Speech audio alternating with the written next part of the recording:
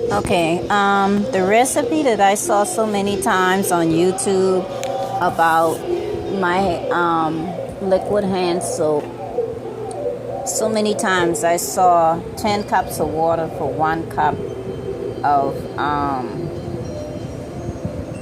so many times I saw 10 cups of water for 1 cup of grated soap, 8 ounces of grated soap. I decided to change it, and I want you to disregard in the next part of this video, disregard when I say 10 cups, because this is my recipe personally. I always make an overabundance so I won't run out like for a long time. So I changed it. It's everything is still the same, but if you want to incorporate it for your own use, like if you need less soap, the only thing is you need 6 cups of water for every cup of grated soap that you use, no matter how many bars. Because when I did the 10 cups of when I grated the 9 bars that I had to go out and buy 6 more bars because of the recipes that I was seeing. It was saying put 10 cups of water in for each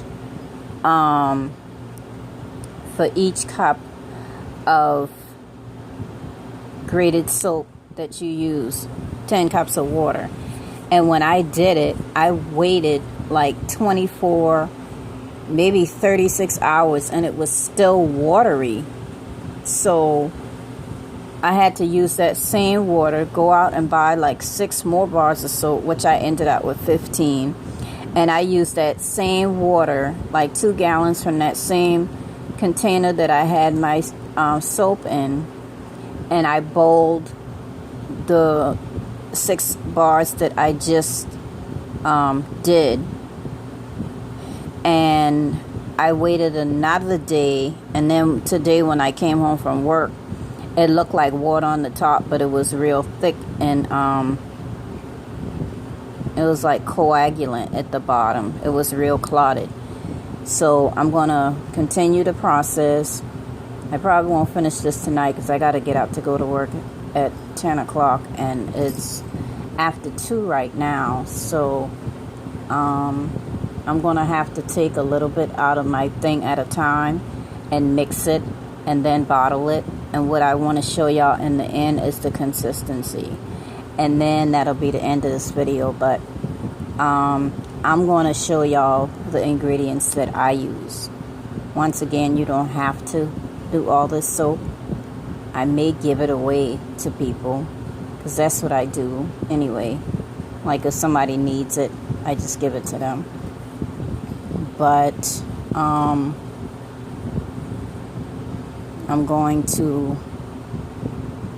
put my recipe down anyway at the description, and the extra stuff like I added the rose water. Just like I said, distilled water is better because when you're making something and it's going to sit in the open air, distilled water is not going to invite those germs and bacteria, and it's not going to mold or go rancid or sour or anything like that, whatever have you. It's going to remain fresh, and for months you'll be able to use it because distilled water is beyond purified.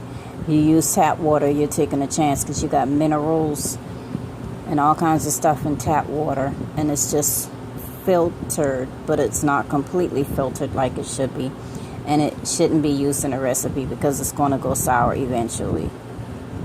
So I advise you personally to go that extra mile and spend a couple dollars more and buy the distilled water. So with that being said, I'll just explain the rest of the video, and that's it. Okay, bye.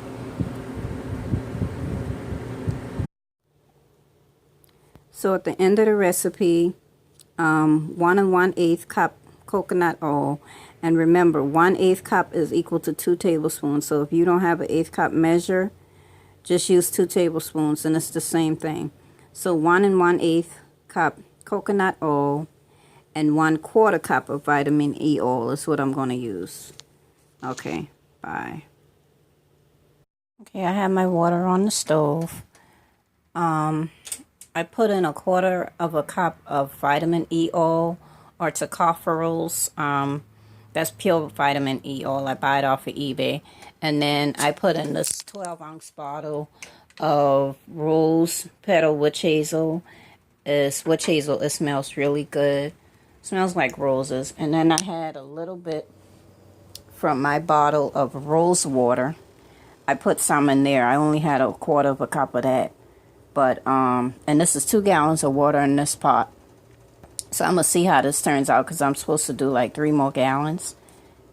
And 10 cups of water, but I'm going to subtract the 14 ounces that I use for the rose water and the witch hazel. I'm going to subtract that.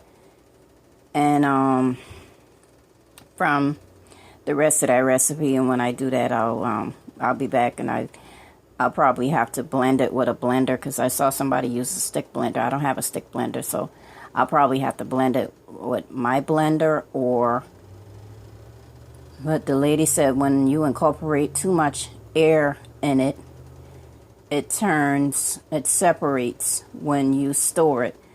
So I may use my mixer with the beaters, or my whisk. So I'll see how it ends up. After 10 to 12 hours, I'll see. Okay, bye.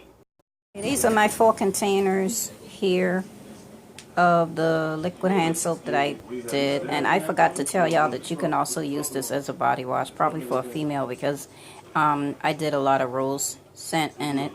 And then now I'm going to wash my hands to show y'all the results of my leftover, what I couldn't get into these containers.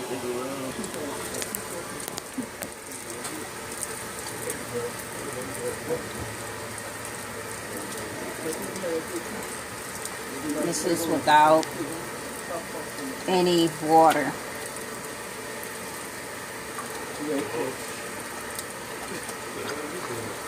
With water. And it smells good. I don't think it really has a fragrance like any floral fragrance. I didn't put any essential oils in it or anything, so it's just a natural smell, but it smells good. See the lather? Yeah, it's a nice smell to it. Okay. And that is it. Do I hit that square? Yeah.